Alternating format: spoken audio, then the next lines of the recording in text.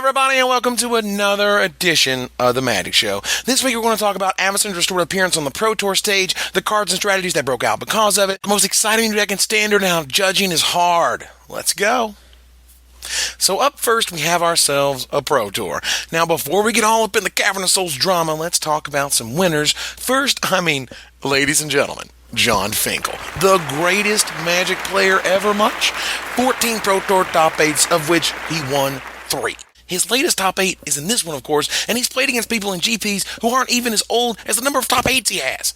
Headlining Team StarCityGames.com Black, Finkel and Vitiguras rocked the top 8, while StarCityGames.com Blue member Josh Cho broke out in his first Pro Tour with a top 8 berth. Must freaking be. I, for one, love me a Chohawk. Go, Joe! Also, did you hear about U.S. National Champ and Team StarCityGames.com Blue member Ollie Antrazi losing games in both constructed and limited by misregistering his deck in both formats?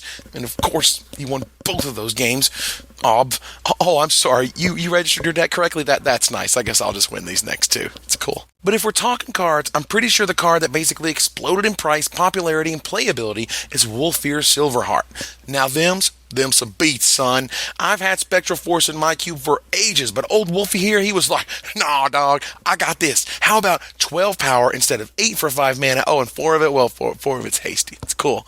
Now, this guy drove a ton of new archetypes to the Pro Tour, and in Standard, Wolfear Silverheart, along with his buddy Wolfear Avenger, both jumped into winning decks. Let's take a look at top 16 competitor Dylan Fay's take on Green-Red Aggro from this weekend. This deck has been kicking all sorts of ass lately with a nice straightforward plan. Smash, smash, and continue to smash while smashing. Sometimes just jamming dude gets there, like it did Madison last week for Mason Lange in his deck. But that's not what won the Pro Tour, because, well, the PT was blocked, but what won the Pro Tour was a big bunch of miracles. Yes, they made it the focus mechanic of the last set, and Alexander Hayne took it down by abusing it. The most surprising miracle? Why, Devastation Tide. It's no upheaval, but it's close. Now, if you don't know why upheaval is good, and I get this question often, let's recap. If you are even on board after you cast it, you're no worse than you were before. You just reset the entire board so they're no longer applying pressure and so on. Note how good an upheaval effect actually is versus any token strategy. Negating an entire Lingering Souls plus Flashback is pretty big game, but if you are ahead on board after you resolve upheaval, that is upheaval, float mana, drop something big and powerful, or hexproof, GG's, brah. But Devastating Tide isn't upheaval. However, it does reset the board, and it does make token deck players feel super, duper awkward. I suggest you give it a whirl. Miracles that are still decent for retail and ridiculous for their miracle cost always deserve consideration. Moving on. Wait. Did you know Tamiya was good? I know some people said it was good, but you didn't know, did you? You were like, look, dude, it's 5 mana. See Gideon? Gideon is awesome. This girl's wearing socks with sandals. Socks with freaking sandals, people. My planeswalkers must pass the Vogue test. Afraid Miss Kamigawa, if you're nasty, isn't cutting it. But she so cuts it. I'm talking 4 of the deck and 1 Pro Tour cuts it. Girl is sweet, starting to see some serious Standard play, and is just waiting for Scars of Mirrodin to leave us before she really gets good. I'm loving this upgraded Frost Titan, and watching her work with Temporal Mastery was crazy awesome. But while we're on the subject of blue cards, you gotta check this out. A little guy named Grand Architect was pretty freaking cool when he debuted in Scars of Mirrodin. Tons of people were excited to break him with Wormcoil Engine, and, well, took him almost 2 years, but here we are, with a semifinals appearance in Orlando and a Grand Prix finals appearance by none other than my buddy Brad Nelson in Minneapolis. We finally have a critical mass of clones and regrowths on lands that pushes this deck over the top. I mean, here's a scenario. They play Primeval Titan. You play Phyrexia Metamorph copying it, and you fetch up Buried Ruins and a Ghost Quarter. So, parody, right? Except you can rebuy your Titan whenever you want, or get your Wormcoil Engine back from the graveyard with Buried Ruins. Also, nice Sigmund Nexus and or Keswick Wolf Run. This deck is sweet. And if there was any question as to which is the best Titan, I think Wormcoil answered that one, didn't he? He did. And since it's blue, there's Snapcaster Mage. Just keep telling yourself this, Watsy. Not a mistake. The card is fine. Blue decks can exist and not play this card. This card is fine. Yeah. So, a sweet new deck emerges to keep all these crazy Titans from being so crazy. And what happens now? take a look at that freaking Cavern of Souls. Here's the skinny.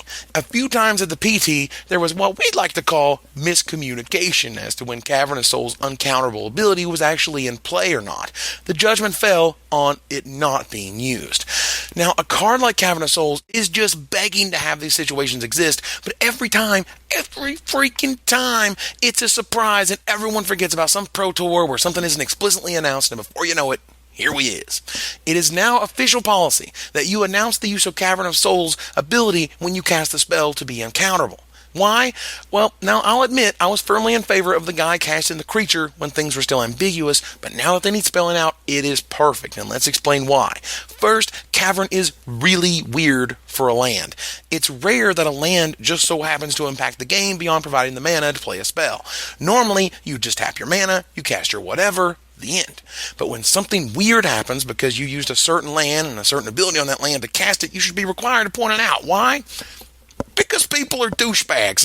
I'm sorry, that's a bit harsh. The judgy way of saying this is don't generate ambiguous situations where unscrupulous players can take advantage. And my way of saying it is this: it's this type of crap that gets people taken advantage of and should be stopped. When you can gotcha your opponent who is trying to counter your guy and ultimately play tighter than you, it creates a feel bad and an intentionally unclear game state, all from a land that had a unique impact on the game, but it wasn't noticed or discussed at all when it was used. And it's not like you have to wave a flag or anything. Use Cavern is enough. While I don't expect any more lands like Cavern anytime soon, this bit of drama was brought to you by the letters M, T, and G. Finally, Wizards of the Coast recently brought back the Cube to Magic Online, and it still features Phantasmal freaking Bear taking up a slot in the blue creatures. I mean, Savannah Lines are blue for real.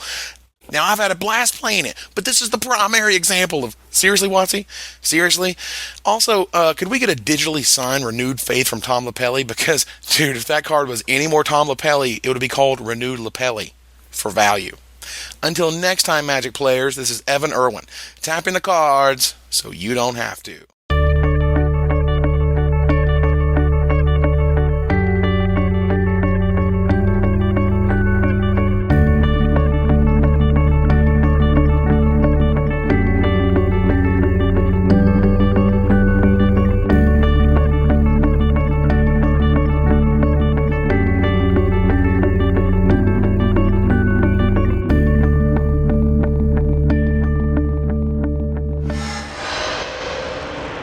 Always like the fatties.